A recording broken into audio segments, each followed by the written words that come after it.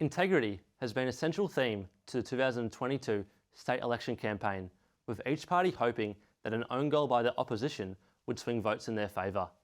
The Labor government has faced questions over a lack of integrity, mainly as a result of Operation Watts, an investigation carried out by the independent, broad-based Anti-Corruption Commission known as IBAC and the Victorian Ombudsman. The investigation explored allegations of branch stacking in the Victorian Labor Party between 2017 and 2020. Leader of the Labor right faction, Adam Somyurek, was alleged to be the main perpetrator, according to a 2020 Nine Network investigation.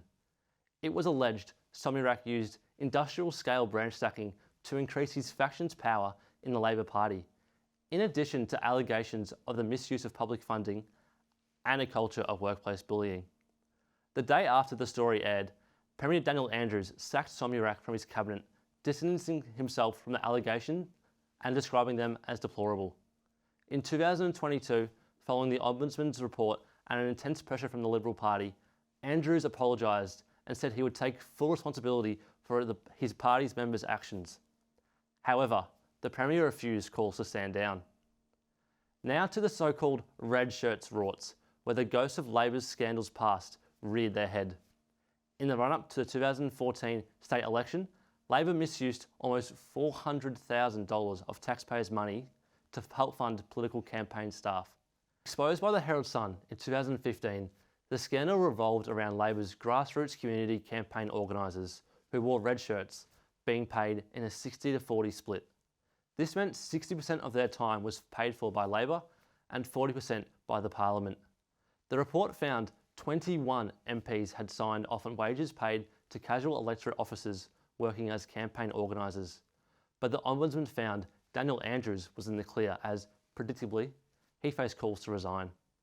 Earlier this year, the red shirts were back on the political agenda.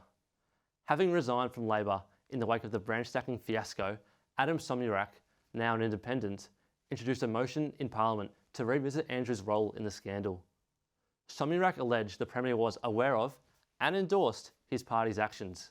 However, these allegations were found to have no substance. Now it's time to talk about an email scandal, this one embroiling the Liberal Party. Matthew Guy's Chief of Staff, Mitch Catlin, was forced to hand in his notice of resignation in August after allegedly asking a major party donor to direct funds to his personal accounts. The Age revealed Catlin had contracted a personal donation of $125,000 in monthly instalments to be paid to his marketing company, Catchy Media Marketing and Management, from a Liberal Party donor. Catlin was accused of contacting Matthew Guy via the Liberal leader's Hotmail account, asking that he endorse and forward a request for the donor to pay monthly instalments of $125,000 to Catlin's personal business account.